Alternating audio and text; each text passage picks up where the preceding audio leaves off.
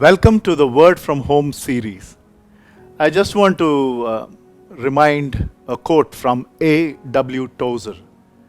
He said, "What comes into our minds when we think about God is the most important thing about us."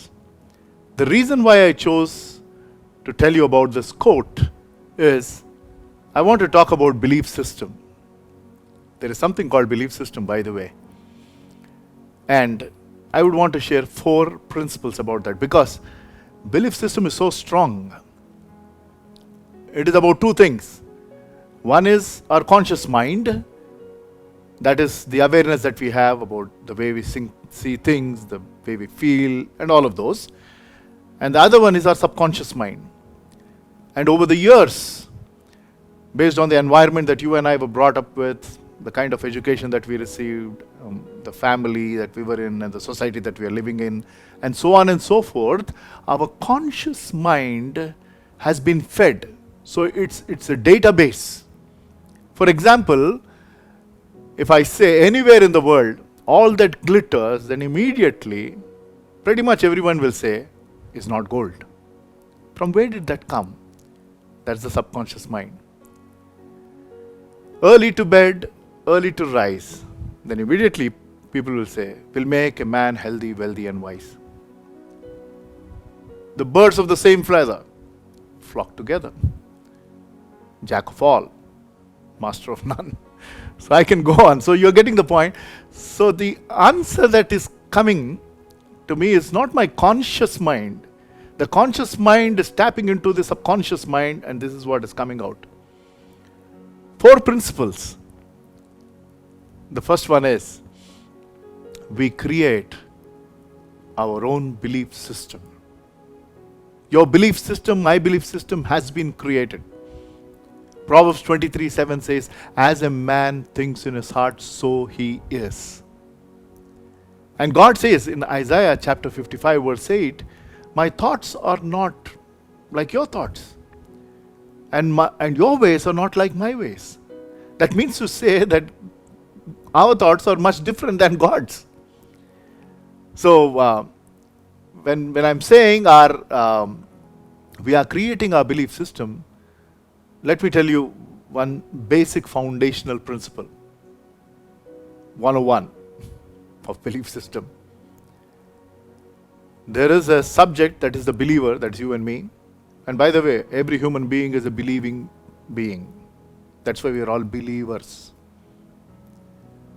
Then you have the object, what we believe in. So when these 2 things come together, that is how beliefs are formed. And over the years, I have my own belief system about education, about money, about faith, about relationships, and so on and so forth. And so do you.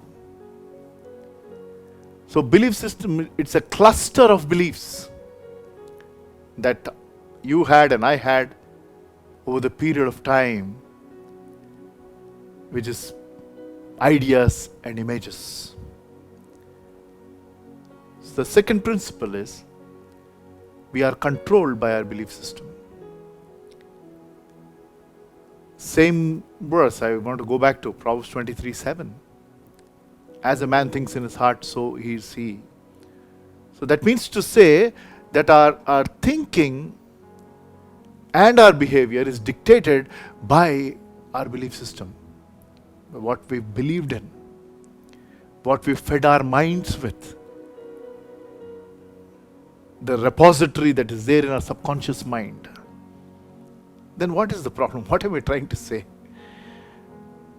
Same thing when it comes to COVID-19, right? Over these 2-3 months, there is so much of common information that was fed repeatedly.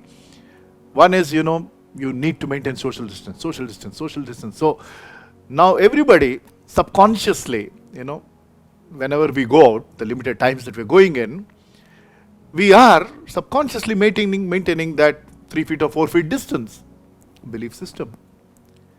And pretty much everybody is having something around their nose. Because across the globe it's been told that is how we guard ourselves from not getting infected. So are you getting the point? The third one is our belief system is corrupt. I'm not talking of COVID-19. I'm not telling what we're doing is not right or it is corrupt. No. But what I'm saying is, in the light of eternity, when you look at it, if we are believing things that are based on this world system, then that's based on a lie. And God's word is based on truth.